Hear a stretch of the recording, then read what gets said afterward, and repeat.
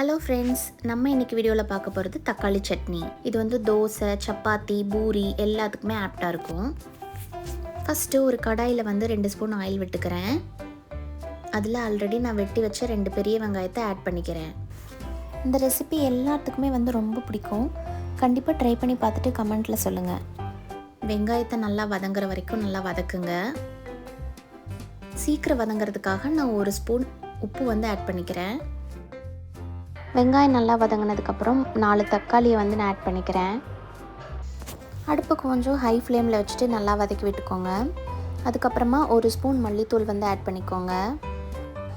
அதுக்கப்புறமா 1 ஸ்பூன் வரமிளகாத்தூள் வந்து ஆட் பண்ணி நல்லா வதக்கிக்கோங்க. தக்காளி வெங்காயம் எல்லாம் நல்லா வதங்கி வந்ததுக்கப்புறமா அதை வந்து ஒரு மிக்ஸி ஜாரில் வந்து மாற்றிக்கோங்க. அது கூட கொஞ்சம் தண்ணி சேர்த்து நல்லா கொரப்பாக அரைச்சி எடுத்தோன்னா தக்காளி சட்னி ரெடி. அரைச்ச விழுதை வந்து இப்போ ஒரு பவுலில் ட்ரான்ஸ்ஃபர் பண்ணிக்கிறேன்.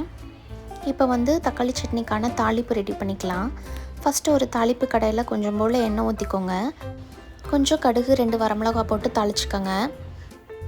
இதை வந்து நம்ம அரைச்சி வச்ச சட்னியில் ஆட் பண்ணிக்கோங்க. ரொம்ப சுவையான சூப்பரான தக்காளி சட்னி வந்து ரெடி.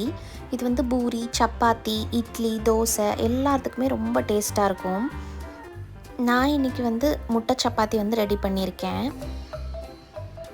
தோசைக்கல்லில் சப்பாத்தி வந்து ரெடி பண்ணிவிட்டு மேலே வந்து ஒரு முட்டையை வந்து உடச்சி ஊற்றிக்கோங்க.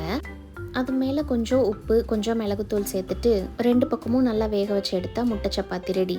இது கூட நம்ம ஆல்ரெடி செஞ்சு வச்ச தக்காளி சட்னியோட வச்சு சாப்பிட்டா ரொம்ப டேஸ்ட்டாக இருக்கும். ட்ரை பண்ணி பாருங்கள்.